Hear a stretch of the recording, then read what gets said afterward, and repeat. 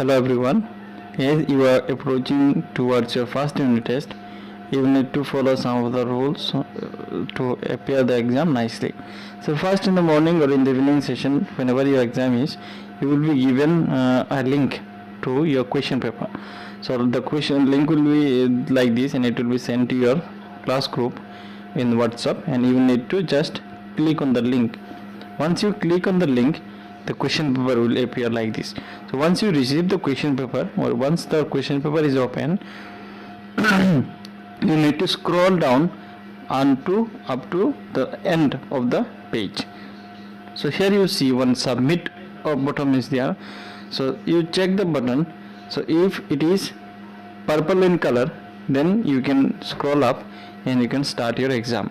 And if it is not purple, it may be gray sometimes. If it is gray in color, then you need to follow some other steps. First we will see if it is blue, how do we do it. So first you need to enter your email address here. So which one you have prepared. So like this, you will type your email address, hcsk dot your name. So I am writing my name here. So 7B or 8B or 10B or 8A, whatever class you have, so that email ID you will enter. Consider your roll number is like 100 @gmail.com. So once you type this your email ID, you move to the first question. So you read the question carefully and choose the correct option from the below. So what is your school name? The first question is, so I will select HCS, Holy Cross School. So what is your village name? So you will select your village name. So I will select my village name, Nagrigram. What is your district name? So I will select the district Kachar here. What is the name of Assam's new CM? So different options are there. From that, the correct options I will select. And then the fifth question is that who is Assam's new education minister? So Himanta Biswa Sharma is there, Ranoj Pegu, Akhil Gogoi.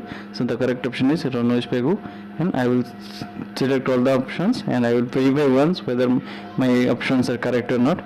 If time is there, you verify the question, or if time is not there, you directly submit.